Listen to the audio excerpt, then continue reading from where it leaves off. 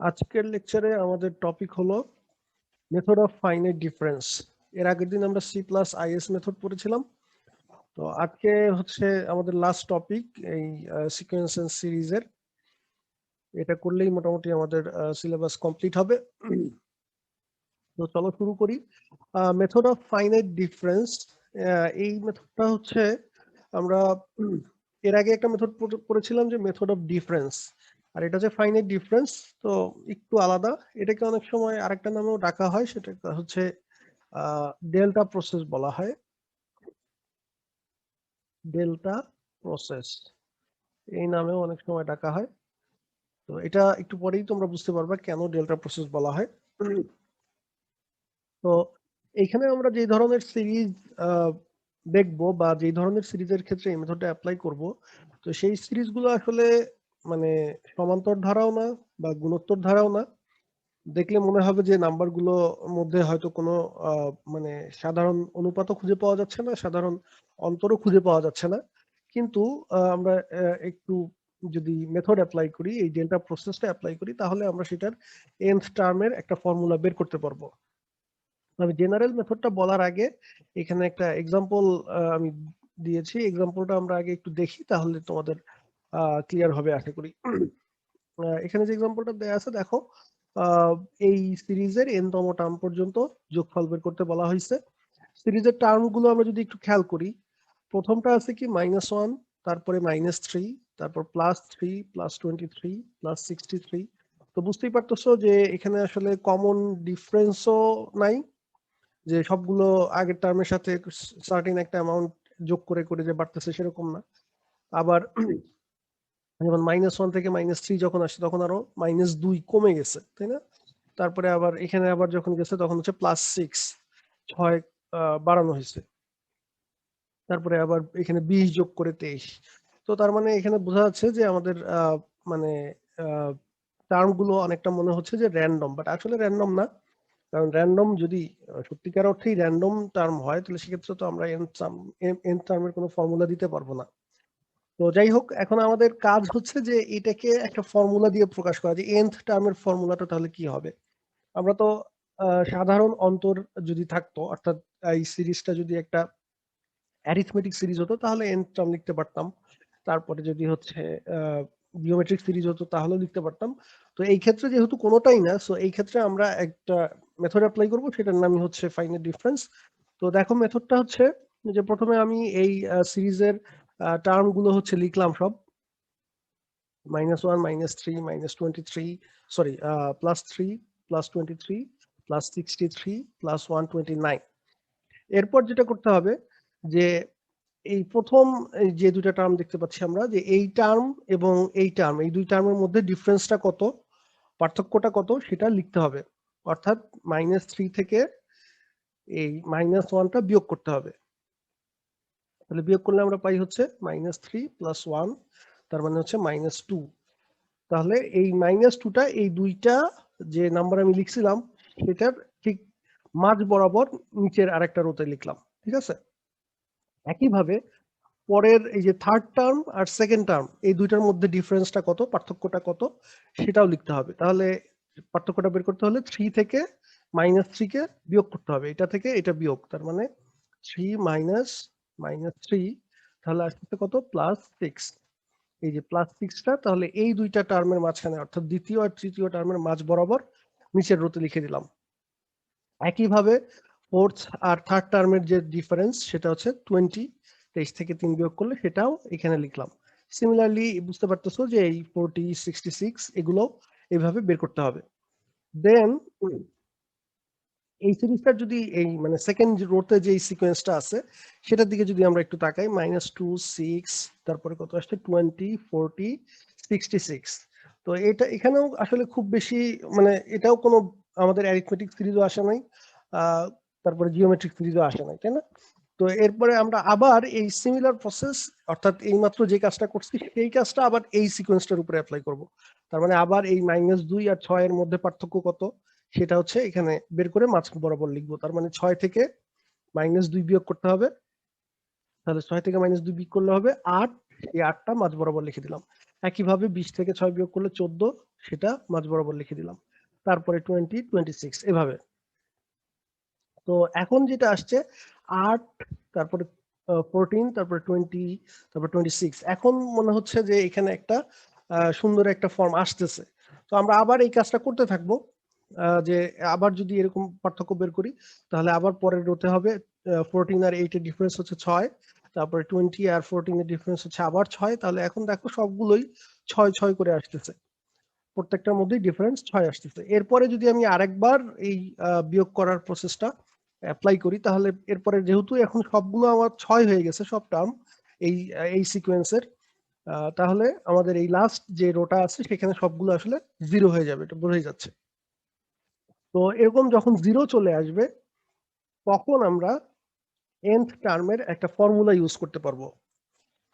দেখো এখানে un সমান সমান আমি সেই ফর্মুলাটা ইউজ করছি। এই ফর্মুলাটা কিভাবে আসে বা কি সেটা পরে বলতেছি।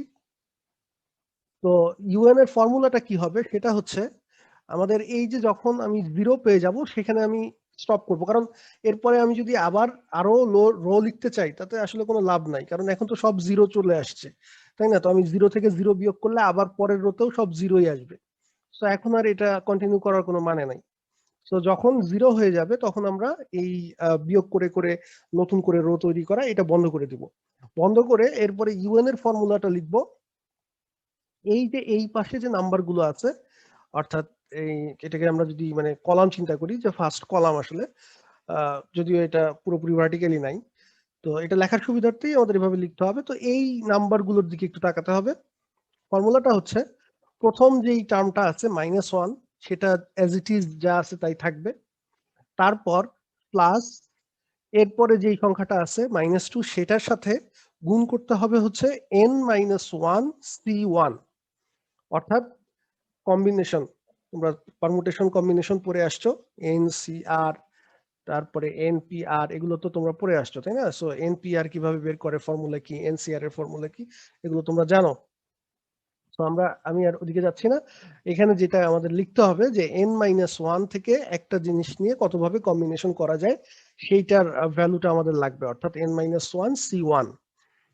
একইভাবে পরের টার্মটা হবে এই যে এখানে কত ছিল আমাদের, এখানে ছিল 8, তাহলে এখানে হবে 8 ইন্টু n-1, এখন হবে c2, এখানে হচ্ছে c1 আর এখানে হয়ে যাবে c2। তারপর হবে প্লাস 6, এই যে 6 ইন্টু n-1 c3। আশা করি মানে সিকোয়েন্সটা বুঝতে পারছো। অর্থাৎ আমরা এই মানে কলাম বরাবর একটা করে প্রথম টার্মটার সাথে কোনো কিছু গুণ করব না, প্রথম যেই টার্মটা সেটা যা আছে অ্যাজ ইট ইজ তাই বসাবা, দেন প্লাস এরপরে হচ্ছে এই -2 আমরা নিব, মানে পরের এই কলামের যে নাম্বারটা থাকবে -2 থাকুক বা যাই থাকুক সেটার সাথে গুণ করব হচ্ছে n-1 c1, তারপর প্লাস এরপরের যে নাম্বারটা থাকবে সেটার সাথে গুণ হবে n-1 c2, তারপর যে নাম্বারটা থাকবে প্লাস ওইটা ইন্টু n-1 c3। এভাবে যদি আরো রো থাকতো তাহলে আরো যাইতাম, এরপরে আর যাওয়া যাবে না, কারণ হচ্ছে এরপরে আমার যেহেতু 0 চলে আসছে, সো প্লাস 0 ইন্টু এখানে আমি যদি n-1 যাই লিখি না কেন 0 সাথে গুণ করলে সেটা 0ই হয়ে যাবে। সো এই জন্য আমি 0 লিখে দিছি একবারে। তো 0 যেই রোতে চলে আসবে সেই রো থেকে আমাদের আর কোনো কিছু থাকবে না, যেহেতু 0 দিয়ে গুণ করলে, সুতরাং ওখানেই আমাদের এই ফর্মুলা শেষ।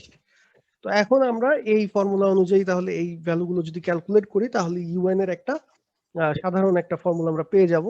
ইউএন সমান সমান, তাহলে এখন এগুলো ক্যালকুলেট করলাম, অর্থাৎ -1 থাকলো, তারপরে এখানে n-1 c1 মানে হচ্ছে n-1 ডিভাইডেড বাই 1 ফ্যাক্টোরিয়াল। তোমরা এনসিআর এর ভ্যালু তো বের করতে জানো, ঠিক আছে? তারপরে হচ্ছে plus 8 into n-1 into n-2 divided by 2 factorial. এভাবে ফর্মুলাগুলো জাস্ট এগুলোর ফর্মুলাগুলো জাস্ট লিখে দিছি, লিখে দিয়ে এরপরে 1 ফ্যাক্টোরিয়াল, 2 ফ্যাক্টোরিয়াল, 3 ফ্যাক্টোরিয়াল এই ভ্যালুগুলো বের করবা, ক্যান্সেলেশন করবা, অর্থাৎ সোজা কথায় সিম্পলিফাই করতে হবে। সিম্পলিফাই করার পরে ফাইনালি ইউএন সমান সমান এরকম একটা ফর্মুলা আসবে, n cube minus twice n square minus thrice n plus 3। তো এটা আশা করি সবাই পারবা, যদি কেউ না পারো তাহলে গুগল ক্লাসরুমে বলো, ওখানে আমি দেখাই দেবো। তো এই হলো আমাদের ইউএন এর ফাইনাল ফর্মুলা। এখন আমাদের ইউএন এর যেহেতু আমরা একটা সুন্দর একটা ফর্মুলা পেয়ে গেছি, সো আমাদের সামেশন করাটা খুব বেশি ডিফিকাল্ট হবে না। আমরা এই 1 নাম্বার ফর্মুলাতে n এর ভ্যালু 1 2 3 আপ টু n, আমাদের যেহেতু n টার্ম পর্যন্ত লাগবে, সো n এর ভ্যালু 1 2 3 এগুলো বসায় তারপর হচ্ছে আমরা সব সাম করব। আমি যদি n = 1 বসাই, অর্থাৎ এই যে সবগুলো যোগ করা অ্যাডিশন মেথড, এটা তো আমরা আগেও পড়ছিলাম, ঠিক আছে?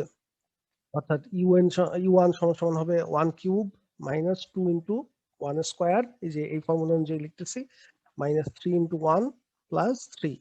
তারপরে u2 হবে 2 cube minus 2 into 2 square minus 3 into 2 plus 3।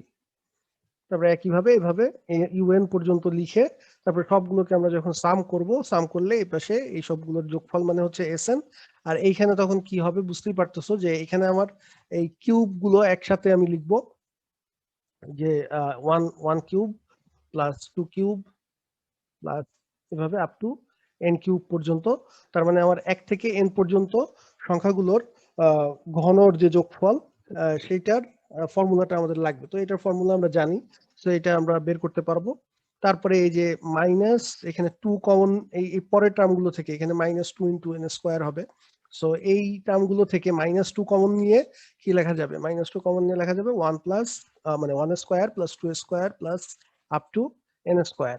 তার মানে আমার ওই সবগুলো প্রথম n সংখ্যক স্বাভাবিক সংখ্যার বর্গের যে সমষ্টি সেটা লাগবে। তো একইভাবে এটার ফর্মুলাও আমরা জানি, সো এটাও বের করতে কোনো অসুবিধা হবে না। তারপরে এখান থেকে আবার মাইনাস 3 কমন নিয়ে আমরা লিখতে পারবো 1 plus 2 plus up to n, তাহলে স্বাভাবিক সংখ্যার যোগফলের ফর্মুলা। আর এখানে 3 আছে কতগুলো, 3 আছে n সংখ্যক, তাহলে প্লাস ফাইনালি একটা 3n থাকবে।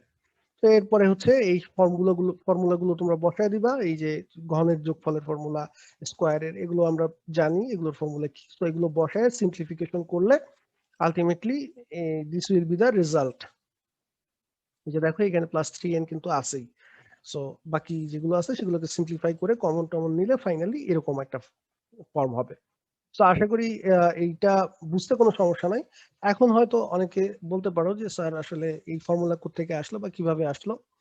তো এখানে আসলে মানে আইডিয়াটা হচ্ছে যে এই প্রত্যেকটা টার্মই আসলে আমরা যদি চিন্তা করি যে যেমন 3 আর 23, এই দুজনের মধ্যে যে ডিফারেন্সটা হচ্ছে 20, এই 20টা তার মানে আমি 23 সমান সমান লিখতে পারি যে 3 প্লাস 20, এটা লেখা যায় 23 সমান সমান 3 প্লাস 20, এটা তো লিখতেই পারি। আবার 3 প্লাস 20 যেটা, এই 3 কে লেখা যাবে হচ্ছে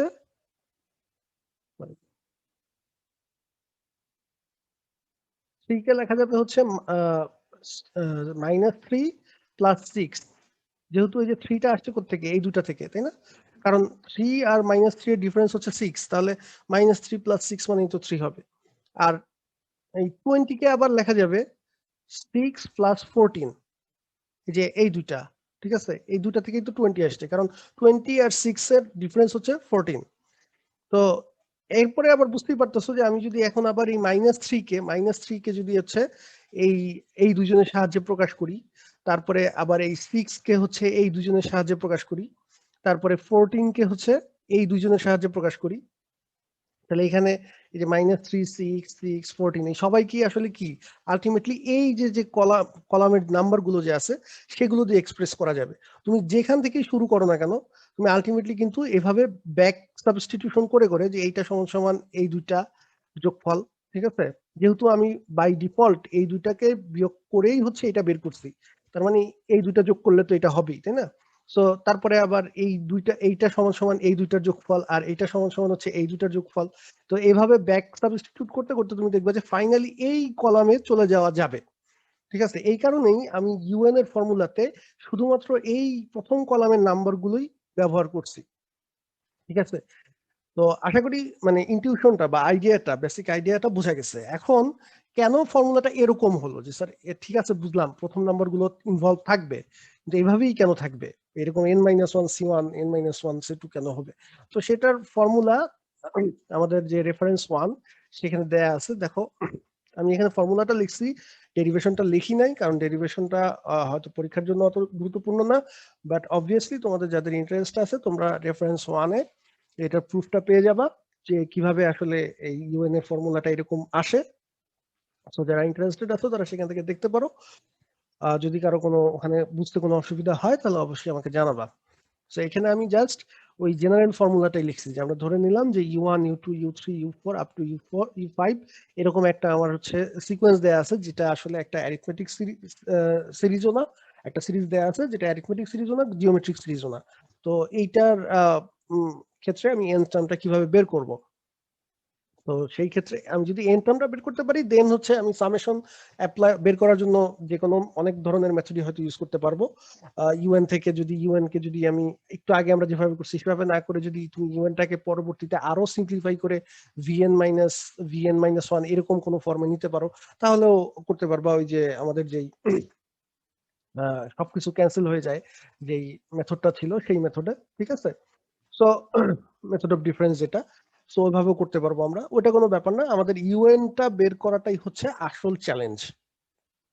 তো তাহলে আমাদের এই nth টার্ম যেটা অর্থাৎ ইউএন, সেটা বের করার প্রসেসটা হচ্ছে যে তুমি সবগুলো এই সিরিজের সবগুলো টার্মকে এভাবে লিখতে হবে প্রথমে, দেন সেখান থেকে যে প্রথম পার্থক্যগুলো আমরা যেটাকে বলতেছি ডেল্টা ওয়ান U1, ঠিক আছে, ডেল ওয়ান U1, এখানে নাম দিচ্ছি যে ডেল্টা বলতে সাধারণত আমরা একটা কোয়ান্টিটির মধ্যে ডিফারেন্সটা বুঝি, ইনক্রিমেন্টটা বুঝি যে কতটুকু পার্থক্য একটা থেকে আরেকটা। সো ডেল্টা U1 বলতে আমরা এখানে বোঝাচ্ছি যে ডেল্টা U1 মানে হচ্ছে U2 মাইনাস U1, ঠিক আছে। U2 আর U1 এর মধ্যে পার্থক্য কতটুকু সেটাকে আমরা ডেল্টা 1 বলে মানে সিম্বলাইজ করতেছি, প্রকাশ করতেছি। এখন এখানে বলতে পারো স্যার এখানে তো একটা ওয়ান আছে, এই ওয়ানটা দেওয়ার কারণ হচ্ছে যে আমি এরকম ডেল্টা তো একবার বের করব না, ঠিক আছে, যতক্ষণ পর্যন্ত জিরো না হবে ততক্ষণ পর্যন্ত এরকম বারবার পার্থক্য বের করতে থাকবো। সো এই ওয়ান দিয়ে বোঝাচ্ছে যে এটা হচ্ছে প্রথম পার্থক্য, ঠিক আছে, অর্থাৎ এই প্রথম রো এর পরের রো, দ্বিতীয় রো আর কি। আমাদের রো হিসাব করলে এটা সেকেন্ড রো, আর পার্থক্যের থেকে চিন্তা করলে এটা হচ্ছে প্রথমবার পার্থক্য বের করছি আমরা, U2 মাইনাস U1, এই জন্য এখানে ওয়ান দেওয়া হয়েছে, ঠিক আছে, এই ওয়ানটা এই জন্য।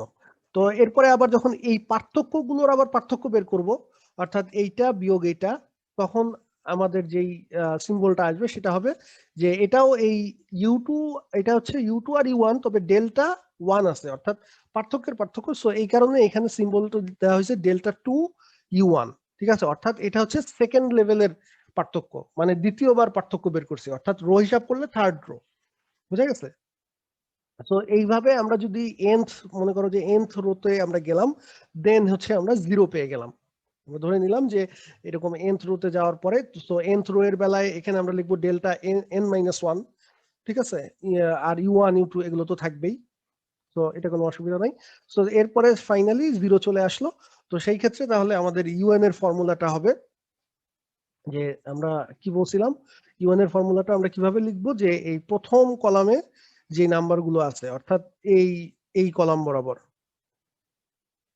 এইগুলো ইউজ করে লিখতে হবে। কিভাবে, যে ইউএন সমান U1 যেটা, সেটা হুবহু U1 ই থাকবে, তারপরে ডেল্টা 1 U1 এই নাম্বারটা থাকবে, সেটার সাথে গুণ হবে হচ্ছে n-1 C1, তারপরে এই নাম্বারটা যেটা ডেল্টা 2 U1 সেটাও থাকবে এরপরে প্লাস দিয়ে, তার সাথে থাকবে n-1 C2। এইভাবে আলটিমেটলি ডেল্টা n-1 সেই নাম্বারটা, সেটার সাথে থাকবে n-1 C n-1, ঠিক আছে, বা n-1 C n-1 এর ভ্যালু হচ্ছে 1, এটা তোমরা জানো, সো এটা না লিখলেও কোনো সমস্যা নাই। এবং তারপরে তো জিরো হয়ে যাবে, যেহেতু জিরো হয়ে গেছে আমার, এরপরে তো আর থাকবে না, বুঝা গেছে। সো এটা হচ্ছে তাহলে আমাদের ইন জেনারেল যদি আমরা লিখি সিম্বল দিয়ে, তাহলে এইভাবে আমরা লিখতে পারি। সো আমাদের যতগুলো রোই আসুক কোনো সমস্যা নেই, আমরা লিখতে পারবো। সো এখন সমস্যা হচ্ছে যে সবসময় কি, কথা হচ্ছে যে স্যার সবসময় কি এরকম জিরো আসবেই, এটা কি গ্যারান্টেড? তাহলে যদি আসে তাহলে তো ভালো, কিন্তু যদি না আসে, যদি দেখা যায় যে না আমি বিয়োগ করতে করতে কখনোই জিরো পাচ্ছি না, এরকম চলতেই আছে, তখন কি হবে? তো সেরকম ঘটনাও ঘটতে পারে। তো তার মধ্যে একটা হচ্ছে যে আমাদের যদি কমন রেশিও আসে, তখন আমরা অন্য একটা মেথড অ্যাপ্লাই করব। সেটার একটা এক্সাম্পল এখানে আমি দিছি, যে এখানে দেখো একটা সিরিজ দেয়া আছে 2 5 14 এই আগের মতোই, যে নাম্বারগুলো অ্যারিথমেটিক প্রোগ্রেশনও নাই, জিওমেট্রিক প্রোগ্রেশনও নাই, আপ টু এন টার্ম এটার সামেশন বের করতে হবে। সো আগের মতোই আমরা শুরু করলাম, method of finite difference apply করব। 2 5 14 41 122 এগুলো লিখলাম, দেন হচ্ছে তাদের ডিফারেন্স গুলো লিখলাম। সো এটা হচ্ছে 3, এটা হচ্ছে 9 27, তারপর হচ্ছে 81। তো এখন যদি একটু ভালো করে খেয়াল করো, 3 9 27 81 এটা আসলে কিন্তু একটা জিওমেট্রিক সিকোয়েন্স, তাই না? কারণ প্রত্যেকটা টার্মকে 3 দিয়ে গুণ করলেই পরেরটা চলে আসে। 3 ইন্টু 3 সমান 9, 3 ইন্টু 9 সমান 27, একইভাবে 27 ইন্টু 3 সমান 81। সো এখন আমরা আসলে একটা গুণোত্তর ধারা পেয়ে গেছি। সো এই ক্ষেত্রে তুমি করে দেখতে পারো যে এই ক্ষেত্রে আসলে জিরো হবে না, ঠিক আছে? এরপরে তুমি যদি আরো আমরা যদি আরো যাই, যেমন এরপরে আবার যদি ডিফারেন্স বের করি, তাহলে এখানে ডিফারেন্সটা কি হবে? এখানে হচ্ছে 6, তারপরে আসবে হচ্ছে 18, আর এখানে আসবে কত? উম, এখানে হচ্ছে 4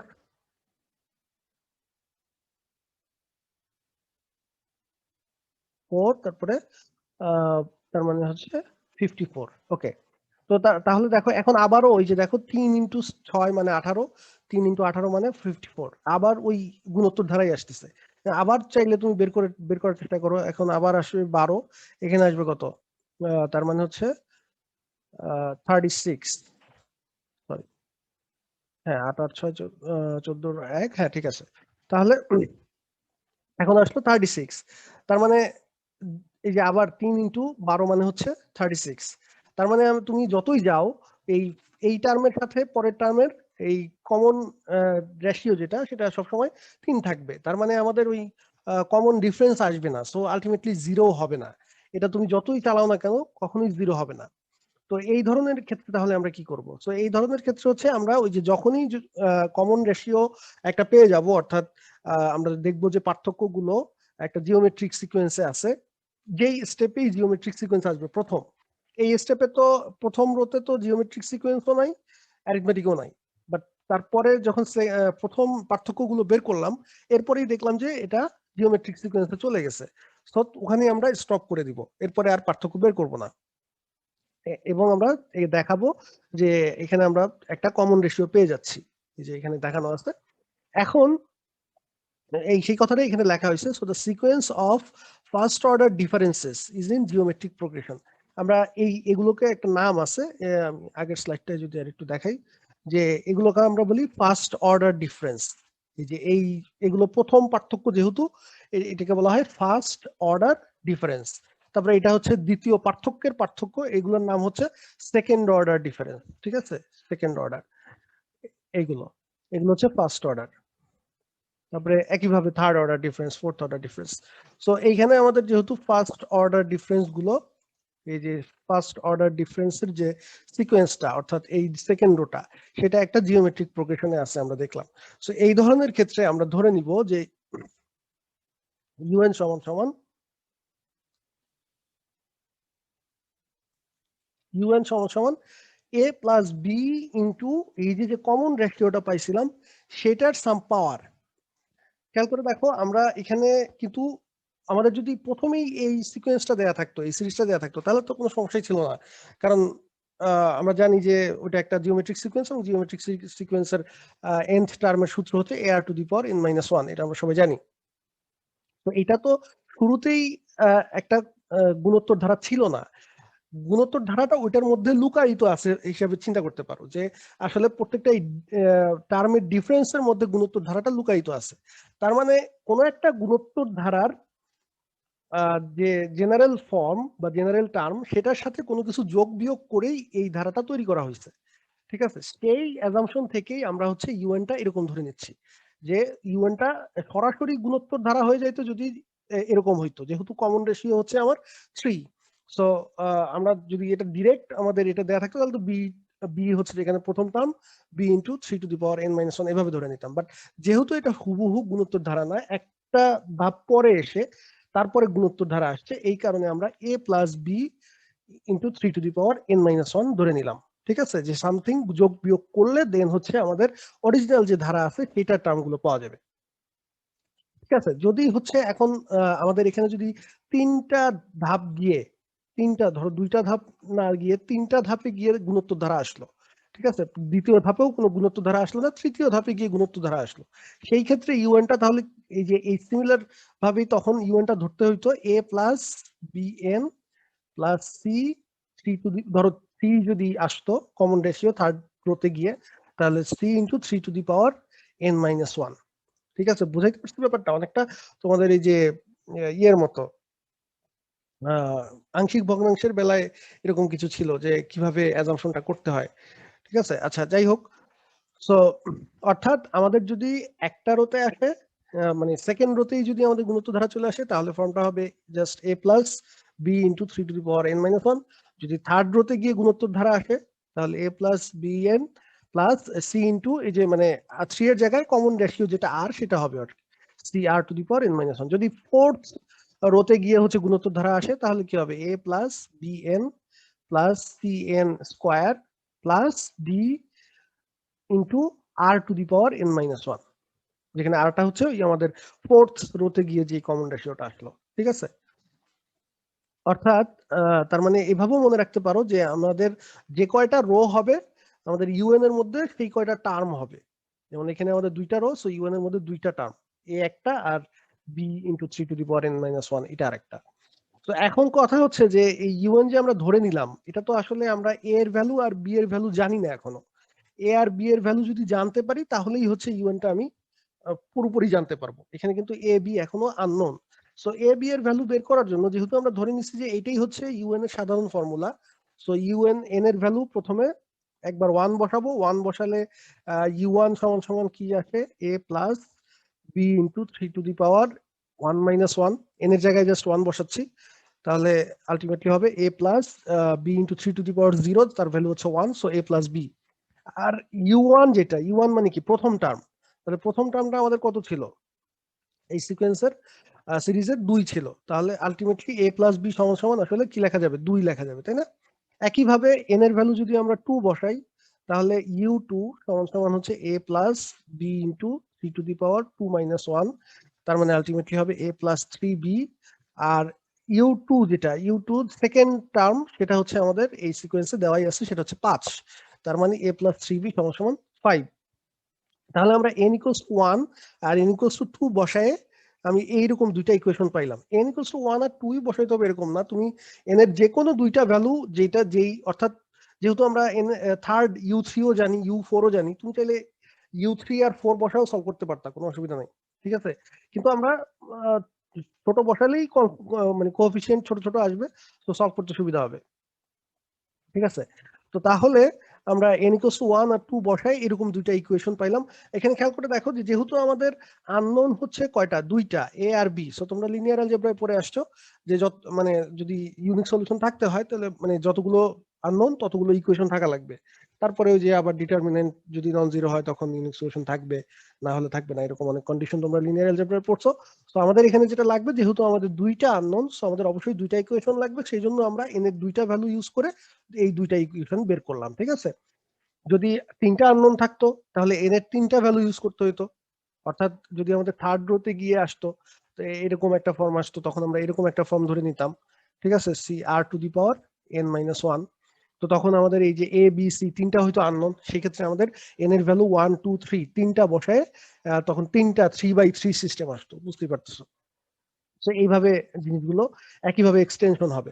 তো তাহলে এখানে দুইটা আননোন, দুইটা ইকুয়েশন, এই দুটাকে আমরা যদি সলভ করি, এটা সলভিং তোমরা নিজেরা করতে পারবা, ক্যালকুলেটর ইউজ করেও করতে পারো, আর যদি পরীক্ষার সময় থাকে তাহলে মানে খাতা কলমেও করতে পারো, হাতে কলমে, সেই যাই করো আলটিমেটলি সলিউশনটা ঠিক মতো আনতে হবে, সেটা হচ্ছে কথা। তো a সমান সমান আসে হাফ, বি সমান সমান আসে 3/2।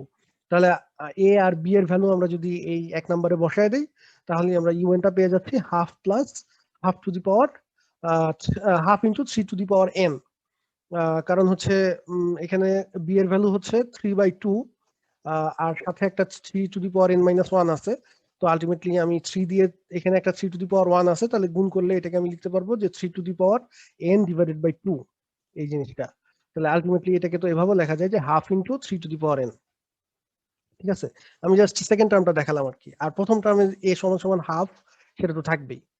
তো তাহলে half plus half into 3 to the power n, এটা আসলো আমাদের হচ্ছে ইউএন এর ফর্মুলা। পরীক্ষায় অবশ্যই ইউএনটা ফর্মুলাটা বের করার পর অবশ্যই এন এর ভ্যালু একটা বা দুইটা ভ্যালু বসায় চেক করে দেখবা যে তোমার ইউএন বের করা ঠিক আছে কিনা। আমরা কিন্তু অলরেডি এন এর ভ্যালু 1 আর 2 বসায় ইউএনটা বের করছি, সো এন এর ভ্যালু 1 আর 2 এর জন্য এটা সত্য হবে, ওই ব্যাপারে কোনো সন্দেহ নাই। তুমি এন এর ভ্যালু যেটা ইউজ করো নাই, for example n equal to 3 আমরা ব্যবহার করি নাই, সো n ইকুয়াল টু 3 এখানে বসায়ে আমরা চেক করব যে সেটা আমাদের এই থার্ড টার্মের সাথে মিলে কিনা।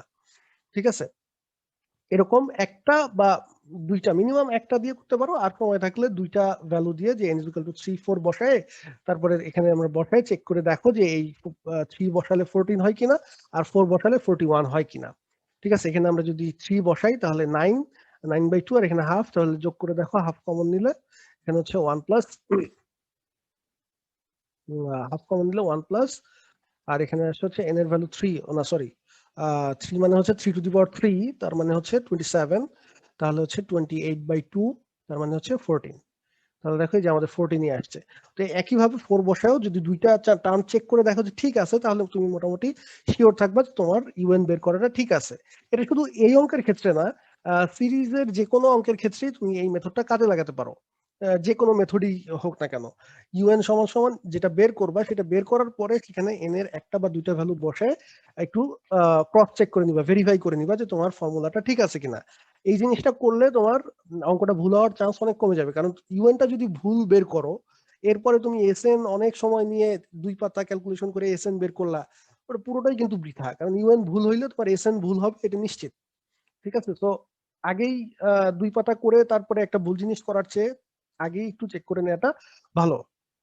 এখন ইউএন সমান সমান যেটা আসলো সেখান থেকে এসএনটা কিভাবে বের করব।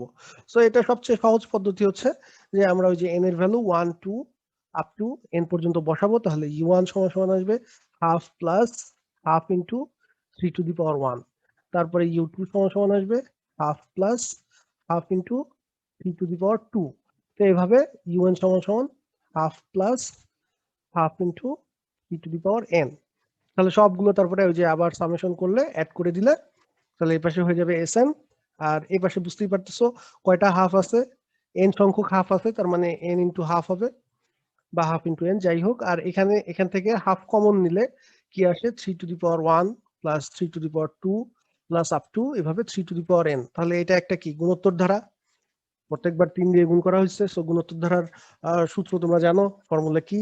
সো সেই ফর্মুলা বের করে আলটিমেটলি যদি হচ্ছে সিম্পলিফাই করো, সিম্পলিফাই করলে দেখবা যে এরকম একটা ফর্ম আসতেছে। So this is the answer. So কারো যদি এইগুলো, মানে আমি কিন্তু এখানে পুরো অঙ্কটা একেবারে লাইন বাই লাইন করি নাই, জাস্ট বেসিক জিনিসগুলো দেখাইছি, এবং অবশ্যই তোমরা নিজেরা এগুলো করে প্র্যাকটিস করবা। আদার এবং যদি এই ফর্মুলাগুলো ফাইনালি আনতে সমস্যা হয় তাহলে সেটাও আমাকে জানাবা। এবং বারবার বলতেছি যে এই সিকোয়েন্স এবং সিরিজে বেশি বেশি প্র্যাকটিস করতে হবে। সো মোটামুটি এই হচ্ছে আমাদের মেথড অফ ফাইনাইট ডিফারেন্স। এখন বলতে পারো যে স্যার সবসময় যে 0 হবে সেটার তো গ্যারান্টি নাই, তারপরে সবসময় কি গুণোত্তর ধারা আসবে এরকমই কি গ্যারান্টি আছে? না, এরকমও গ্যারান্টি নাই। তোমার এমন অনেক বিদঘুটে সিরিজ থাকতে পারে যেটা আসলে, মানে তুমি চাইলে কনস্ট্রাক্ট করতে পারো যে আসলে ওই ইউ আসতেছে না, ওরকম মানে জিরো আসতেছে না বা গুণোত্তর ধারাও আসতেছে না। তো সব ক্ষেত্রে তো আর আমাদের এই ফাইনাইট ডিফারেন্স মেথড অ্যাপ্লিকেবল হবে না, তাই না? আমরা যেগুলোর ক্ষেত্রে অ্যাপ্লিকেবল সেগুলোর ক্ষেত্রে করতে পারবো, যে ধরনের সিরিজের ক্ষেত্রে। আদারওয়াইজ অন্য কোনো মেথডে অ্যাপ্লাই করতে হবে। আর যদি নাম্বারগুলো টোটালি র্যান্ডম হয় তাহলে তো আর এটা বের করা সম্ভব না। ঠিক আছে, ফর এক্সাম্পল ধরো শেয়ার বাজারের যে দাম, ঠিক আছে, একটা শেয়ার বাজার সম্পর্কে যাদের আইডিয়া আছে যে একটা শেয়ারের দাম আজকে একটা হয় কালকে আরেকটা হয়। এখন এই শেয়ার বাজারের দামগুলো এগুলোকে কিন্তু আমরা র্যান্ডম হিসেবে চিন্তা করি আসলেই আমরা, কারণ এগুলোর কোনো ফর্মুলা দেওয়া এখন পর্যন্ত সম্ভব না। তো তুমি যদি আদারওয়াইজ যদি সম্ভব হতো তাহলে তো একজন মানুষ ধরো শেয়ার বাজারের যে দাম সেই দামগুলোকে এরকম একটা সিকোয়েন্স আকারে লিখে এরপরে সে ইউএন এর ফর্মুলা বের করে ফেলতো। যে ইউএন এর ফর্মুলাটা যদি বের করা যেত তাহলে তো তুমি বলে দিতে পারতা যে আজ থেকে 3 মাস পরে ওই শেয়ারের দামটা কত হবে। তো যদি বেশি হয় তাহলে তুমি কিনতা, এখন অনেক বেশি করে শেয়ারটা কিনে রাখতা, তাহলে তো লাভ হতো, তাই না? তো শেয়ার বাজার কিন্তু আসলে জিনিসটা কিন্তু ক্যাওটিক বা র্যান্ডম। একইভাবে টেম্পারেচারের কথা যদি আমরা বলি, ডেইলি টেম্পারেচার, হ্যাঁ শীতকালে কমে গ্রীষ্মকালে বাড়ে, বাট এক্স্যাক্টলি টেম্পারেচারটা কত হবে এটা কিন্তু তুমি কোনো পারফেক্ট ফর্মুলা দিয়ে এক্সপ্রেস করতে পারবা না। সব ক্ষেত্রেই যে কোনো সিকোয়েন্সের টার্ম বা কোনো সিরিজের টার্মকে আমরা ইয়ে করতে পারবো সেরকম না। আসলে সত্যি কথা বলতে ওই ধরনের হলে সেটাকে আর আমরা তখন সিকোয়েন্সই বলি না, তখন সেগুলোকে বলি হচ্ছে র্যান্ডম নাম্বার। সেটা আসলে সিকোয়েন্স বা সিরিজের ডেফিনেশনের মধ্যেই পড়ে না, কারণ আমাদের সিকোয়েন্স বা সিরিজের ডেফিনেশনই হচ্ছে যে টার্ম গুলো হচ্ছে কি হতে হবে, ফাংশন হতে হবে, ন্যাচারাল নাম্বার। তো সেই জন্য ওই ধরনের কেস নিয়ে চিন্তা করার কিছু নাই। সো আমরা মোটামুটি যে মেথড গুলো পড়ছি এই ধরনের মেথড অ্যাপ্লাই করা যায় কোনো না কোনোটা, সেই ধরনের সিরিজই থাকবে। বাট তারপরও তোমাদেরকে বেশি বেশি প্র্যাকটিস করতে হবে, আদারওয়াইজ কখনোই তুমি পরীক্ষায় দেখবা যে শুরুতে ধরতে পারবা না, কারণ পরীক্ষায় কখনোই মেথড বলে দেওয়া হয় না যে এই অঙ্কটা অমুক মেথডে করো। সো মেথড যেহেতু বলে দেওয়া হয় না, সো তোমাকে কিন্তু তখন তুমি সিরিজ দেখে যদি তোমাকে চিন্তা করতে হয় বা একবার করে কেটে তারপরে অন্য মেথডে যেতে হয়, তাহলে কিন্তু অনেক সময় লাগবে। তো যদি বেশি বেশি প্র্যাকটিস করো তাহলে দেখবা যে এই জিনিসগুলো আর হচ্ছে না, তুমি হয়তো সিরিজটা দেখেই আইডিয়া করতে পারবা যে তাহলে তোমার কোন মেথডে যেতে হবে। যেহেতু আমাদের পরীক্ষায় সময় অনেক কম, সো এই জন্য এই জিনিসটা খুব ক্রুশিয়াল। আচ্ছা, তো এখানে অনেকগুলো এক্সাম্পল করতে বলা আছে। আমাদের এই যে রেফারেন্স 1 যেটা, সেখানে অনেক অনেক সলভ এক্সাম্পল আছে। এখানে দেখো 1 থেকে 78, তার মানে 78টা। সো কম না কিন্তু। প্রতিদিন যদি 2টা করে করো তাহলেও কিন্তু প্রায় 40 দিন সময় লাগবে, প্রায় 1 মাসের বেশি। সো এই জন্য এখন থেকেই প্র্যাকটিস করো, প্রতিদিন 1টা বা 2টা করে অঙ্ক যদি করো সেটাও দেখবে যে অনেক কাজে লাগবে। তো এই হচ্ছে আমাদের সিকোয়েন্স এন্ড সিরিজ শেষ হলো, এবং এর মাধ্যমে আমাদের সিলেবাসও মোটামুটি শেষ। আসলে মানে অনার্স লেভেলের সিলেবাস তো কখনো শেষ হয় না।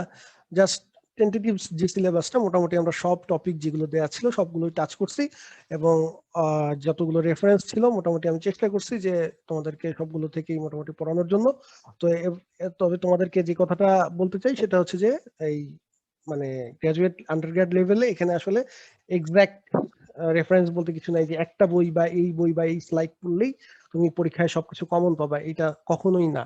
সো তোমাদের প্রতি রিকোয়েস্ট, তোমরা যে যত পারো, যার যত ক্যাপাবিলিটি, যতটুকু ক্যাপাবিলিটি, এই ততখানি প্র্যাকটিস করো, ঠিক আছে? যদি কেউ এই 78টার বাইরেও আরো এক্সাম্পল আছে, তোমরা যদি বই খোলো তাহলে দেখবা যে 1 থেকে 78-এর বাইরেও এক্সাম্পল আছে। তো যদি কেউ সেগুলোও করতে চাও, ফাইন, কোনো সমস্যা নাই।